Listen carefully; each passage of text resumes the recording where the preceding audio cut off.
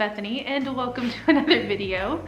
Today we're going to be doing something a little different and I'm going to be doing my TBR for the month, or to be read list, but I'm gonna enlist the help of my wonderful dogs. They are so cute. This is Allie. They're very excited to be on film today and they love whenever I'm on the floor. So this is like prime dog time for them. And then over there is Brutus, and they're going to be picking out of a couple different books that I'm going to put in front of them, and whichever one they go to first, that's the book that I'll read first in the month, I guess. We do have a wonderful Christmas tree. It's not got any ornaments on it yet. It just does lights, but we have our presents and we have books. So let's get started. You gonna help? Yeah? No, look back there. Oh, say hi. Say hello. Oh, hi. So first up, we have Fable on the left and Part of Your World on the right. Let's see what they think. You gonna choose one? Go pick one out. Oh, I think it's Fable. Good job. Fable by Adrienne Young is first. Next up, we're gonna try a couple of really short classics like Night by Eloise on the left and Of Mice and Men by John Steinbeck on the right. Okay, go. Go get one. What do you think? You gonna try it again? What do you think? Oh, I think it's Night. We lingered on this one the most. Yes, we did. So, like I said, that is Night by Eloise. So like I said, that is Night by Eloise. Next up, we'll choose between The House in the Cerulean Sea by T.J. Klune and The Midnight Library by Matt Haig. You want to choose one for me? Go sniff. Sniff one, pick one. What do you think? Which one? Oh, thank you. Good job. So Brutus chose The House in the Cerulean Sea by T.J. Klune.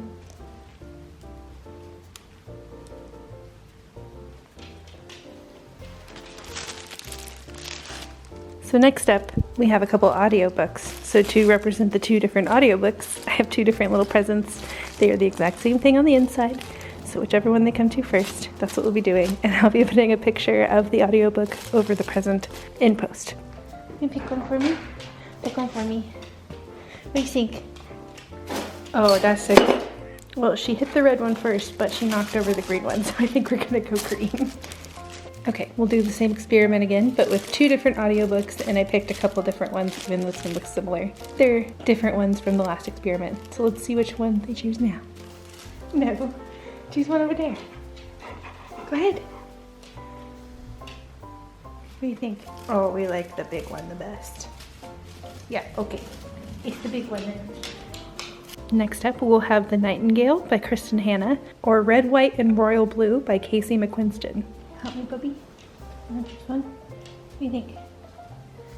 Check them out. Say, I don't know why.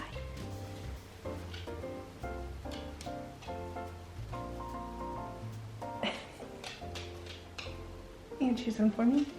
Which one do you think? Okay. I don't know if you could see that through Allie's, but she chose Red, White, and Royal Blue by Casey McQuiston. Okay, we're gonna do one more round, and we have The Hate You Give by Angie Thomas, or Leave the World Behind by Rumen Elm. Hopefully I said that right.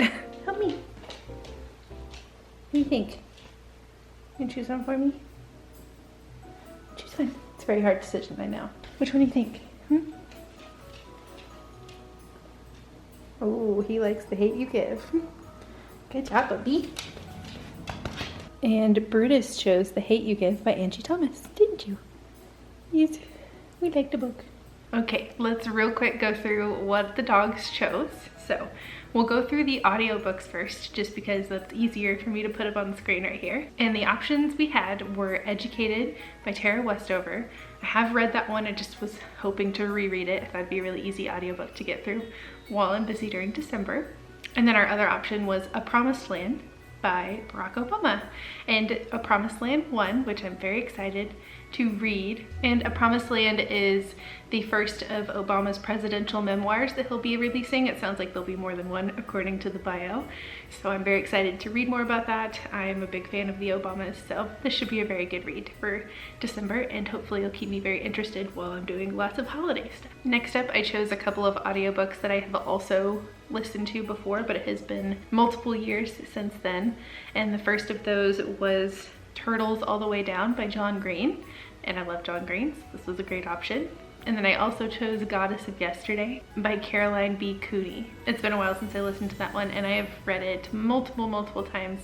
It's one of my standbys. I'm a big Greek mythology nerd, so it was definitely one for the list. And the one that won was Goddess of Yesterday, so I'm very excited to reread that one. It takes place during the time of Helen of Troy in that time period, and it follows a young girl named Alexandra who finds herself in some sticky situations and unwittingly assuming the identity of a princess when she is nowhere near royal blood. So it's a very good story if you're into middle grade mythology, fiction, slightly fantasy retelling. It's a very good one. Now, I knew December is going to be quite a busy month for me, and so I wanted to choose slightly shorter books. I have a couple of longer ones like Outlander or The Diviners that I was hoping to get to by the end of the year, but I just don't think it's going to happen because they're pretty hefty books. So for this list, I tried to choose some that are under 400 pages or so, or just ones that I know I'll get through a little quicker.